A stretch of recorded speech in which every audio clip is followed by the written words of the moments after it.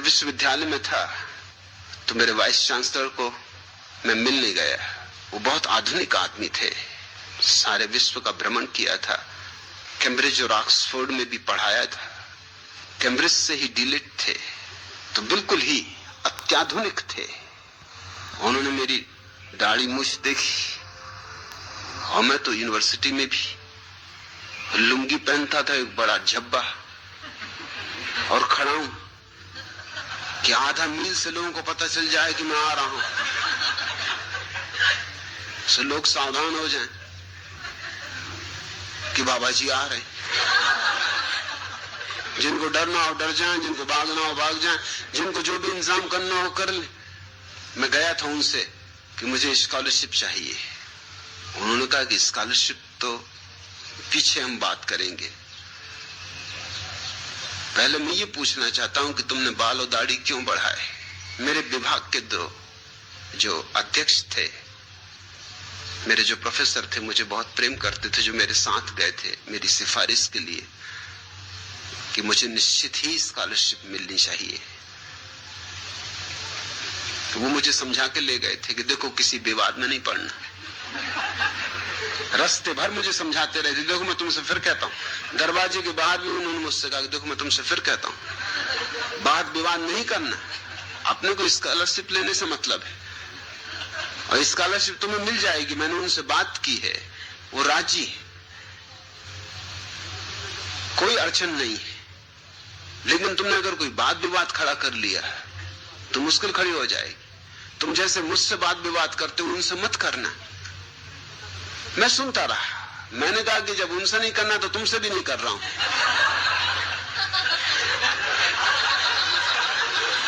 मैं बिल्कुल चुप हूं, मगर मैं ये भी कह देता हूं कि अगर उन्होंने कोई बहुत बुनियादी बात छेड़ दी तो फिर बाहर में जाए स्कॉलरशिप, मिले कि ना मिले। और उन्होंने यही बात छेड़ दी। उन्होंने देख के मुझे कहा कि और सब तो ठीक है, दाढ़ी मूछ क्यों बढ़ाई। मेरे प्रोफेसर जो मेरे पास ही बैठे थे, पैर से मेरे पैर में पैर मारने लगे कि चुप। मैंने उनसे कहा कि देखिए, इसके पहले मैं आपसे बात करूं, मेरे प्रोफेसर को कहिए कि मेरी टांग में टांग न मार। मेरे प्रोफेसर तो बहुत घबरा गए, उनको तो पसीना छूट गया। मैंने कहा कि तुम्हें क्यों पसीना छूट रहा है, स्कॉलरशिप मेरी जा रही, जाने दो।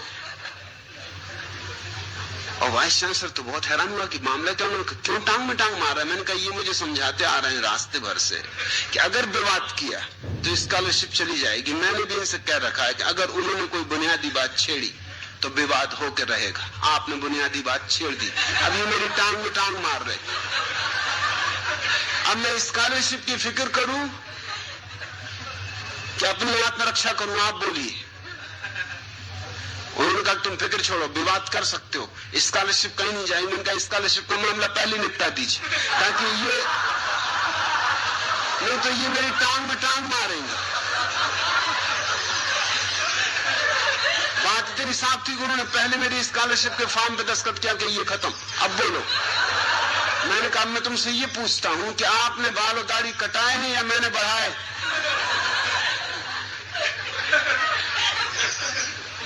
ये तो अपने आप बढ़े, आपने कटाए क्यों। उन्होंने कहा ये बात ठीक है कि कटाए तो मैं नहीं, तुम मुझसे पूछ रहे हो उल्टे। उल्टा चोर कोतवाल को डांट। मैंने बढ़ाए नहीं, अब मैं क्या करूं, बढ़ गए।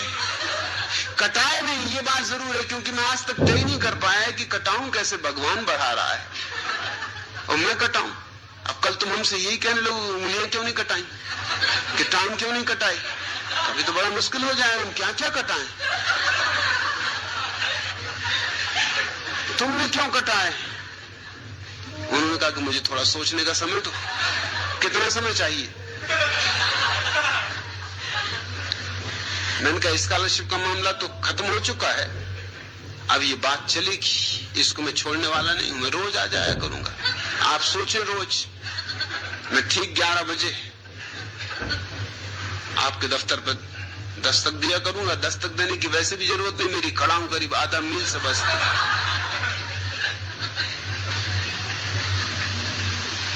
मैं रोज वहां जाने लगा। वो मुझे देखते ही से कहते कि भाई अभी नहीं सोच पाया। चौथे दिन मुझसे बोले कि तुम मुझे सोने दोगे कि नहीं। रात भर मैं करवटें बदलता हूं, सोचता हूं कि क्या जवाब देना। कटाए तो मैं नहीं है, ये बात तो सच है। कसूर मेरा ही है, जो कुछ भी भूल चूक है मेरी, पूछा भी मैं नहीं। मैंने उनसे पूछा कि थोड़ा सोचो तो, अगर कोई स्त्री दाढ़ी मूछ बढ़ा ले तो उसको तुम क्या कहोगे?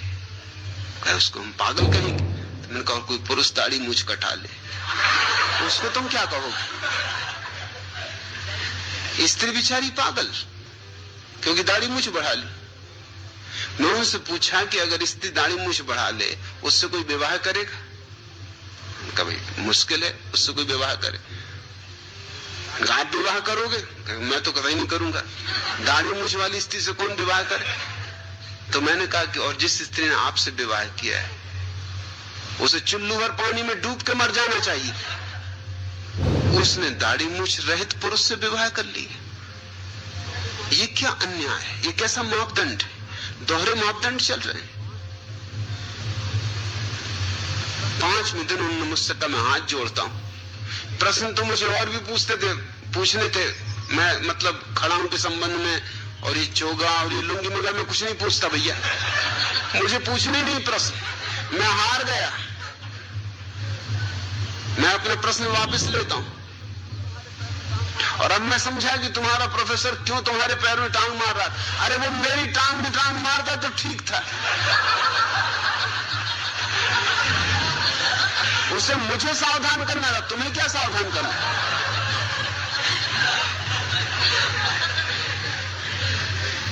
फिर 2 साल मेरे उनसे संबंध रहे, उन्होंने कभी कोई प्रश्न नहीं उठाया, इस तरह का कोई प्रश्न नहीं। चाहे मैं वो देख भी ले कि मैं कुछ ठीक नहीं कर रहा हूं जो कि यूनिवर्सिटी के स्नातक को करना चाहिए, मगर अगर मैं ऊंट पे भी सवार होकर पहुंच जाता तो भी मुझसे नहीं पूछ सकते थे तो ऊंट पे सवार क्यों, क्योंकि पता नहीं इसमें से क्या मामला निकले तो पीछे झंझट खड़ी है।